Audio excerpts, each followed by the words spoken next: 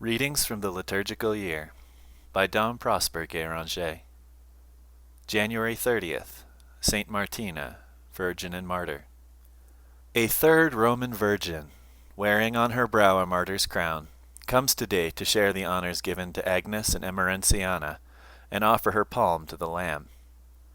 Her name is Martina, which the pagans were wont to give to their daughters in honor of their god of war. Her sacred relics repose at the foot of the Capitoline Hill, in the ancient temple of Mars, which has now become the beautiful church of St. Martina. The holy ambition to render herself worthy of him whom she had chosen as her divine spouse gave her courage to suffer torments and death for his sake, so that of her, as of the rest of the martyrs, we may say those words of the liturgy, "She washed her robes in the blood of the Lamb. Our Emmanuel is the mighty God, the Lord that is mighty in war." Not like the Mars of the pagans, needing the sword to win his battles. He vanquishes his enemies by meekness, patience, and innocence, as in the martyrdom of today's saint, whose victory was grander than was ever won by Rome's boasted warriors. This illustrious virgin, who is one of the patrons of the city of Rome, is honored by having her praises sung by one of the popes. It was Urban VIII who wrote the hymns which are recited on her feast, and which we subjoin to the lessons which recount the glorious combats of our saint. Martina, a noble virgin of Rome, was the daughter of a consul. Having lost her parents when quite a child, and being exceedingly fervent in the practice of the Christian religion, she was singularly charitable to the poor, and distributed among them her immense riches. During the reign of Alexander Severus, she was ordered to worship the false gods, but most courageously refused to commit so detestable a crime. Whereupon she was several times scourged. Her flesh was torn with iron hooks and nails, and with potsherds, and her whole body was cut with most sharp swords. She was scalded with boiling oil, and was at length condemned to be devoured by wild beasts in the amphitheatre. But being miraculously left untouched by them, she was thrown on a burning pile, from which she also escaped unhurt by the same divine power.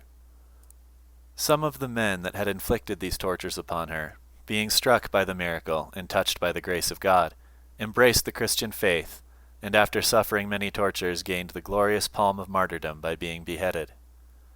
The prayers of Martina were powerful with God. Earthquakes shook the city, fire fell from the heavens in the midst of loud thunder, the temples and idols of the gods were overthrown and destroyed. More than once milk flowed from her wounds, together with the blood, and a most sweet fragrance was perceived by the bystanders, and sometimes she was seen raised up and placed on a beautiful throne, singing the divine praises surrounded by heavenly spirits. Vexed above measure by these prodigies, and above all by her constancy, the judge ordered her to be beheaded. Which being done, a voice from heaven was heard calling Martina to ascend. The whole city trembled, and many of the idolaters were converted to the faith of Christ. Martina suffered under the pontificate of Urban I, and under that of Urban VIII her body was discovered in an ancient church, together with those of the holy martyrs Concordius, Epiphanius, and companions, near the Mamertine prison at the foot of the Capitoline Hill. The church was restored and decorated, and the body of the saint was again placed in it, with much solemnity, in the presence of a great concourse of people, and amidst shouts of joy from the whole city. Thus does Christian Rome hymn thy praises, generous martyr, and whilst praising begs thee to protect her with thy loving care. She is safe from danger if shielded by such watchfulness as thine. Hear her prayers, and drive far from the holy city the enemies that would plot her ruin. She has foes far more to be dreaded than they that can attack her walls with the cannon of their fierce artillery. She has them who plot the destruction of her independence. Disconcert these plans of perfidy, and remember, O Martina, that the city which now asks thy aid was the mother that trained thee to be a martyr. Weaken still more the falling kingdom of the Turk. Emancipate Jerusalem. Inspire Europe to take up the cause of the suffering Syria. Obtain for us from Jesus, thy spouse, the courage to destroy those idols of our affections, to which we are so prone to offer the sacrifice of our hearts. The enemies of our salvation are untiring in their attacks upon our frailty, O stretch out to us thy helping hand. That hand which made the idols of Rome tremble is not less powerful now to stay the violence of the world that threatens to destroy our souls.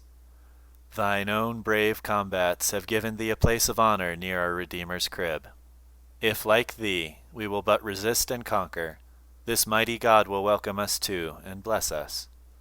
He came into this world that he might vanquish our enemies, but he requires of us to share with him the toils of the battle.